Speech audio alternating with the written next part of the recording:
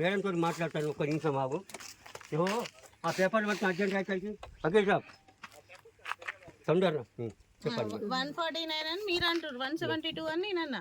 నేను మీతో ఏం గొడవ పెట్టుకొని వాళ్ళతో డైరెక్ట్ కలెక్టర్కి లెటర్ పెట్టిన.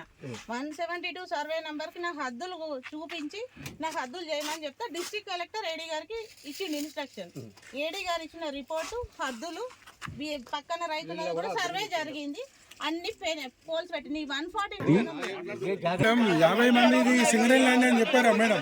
చెప్పారా 50 మంది రైతులకు తీసుకున్నారు కదా సింగరేణి ల్యాండ్ అని చెప్పారా? మీరు అంటున్నారు కదా సింగరేణి ల్యాండ్ అని చెప్పారా? 50 మంది రైతులు. ఇప్పుడు మీ ల్యాండ్ ఎక్కడ ఉంటుంది మేడం? మీ హక్కు ఎక్కడ ఉంది? మీదెట్టుంది? ఊరు లోపలికి ఎట్లా వస్తారు? ఒక 3 ఎకరాలు మీ ఎట్లా అవుతుంది? అయితే మొత్తం ఊరు మొత్తం మీది కావాలి.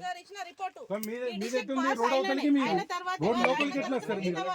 మేడం కూడా అంటుంది కదా, మాకు హద్దులు పెట్టే ఎవరైనా సరే ఎవరైనా సరే తహసీల్దార్ కానీ.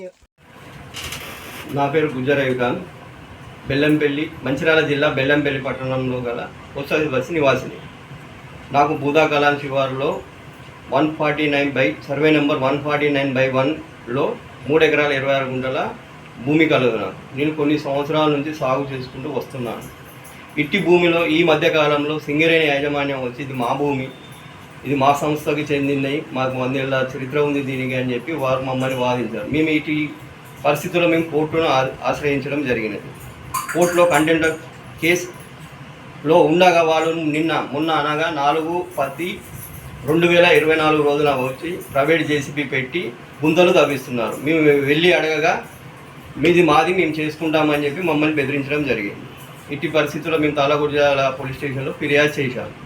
ఫిర్యాదు చేయగా వారు నిన్న 5/10/2024 రోజున వారిపై కేసు నమోదు చేస్తామని చెప్పి మళ్ళీ దరఖాస్తు ఇచ్చాము. దరఖాస్తు ఇచ్చిన తర్వాత వాళ్ళు వారిపై కేసు నమోదు చేయడం జరిగినది.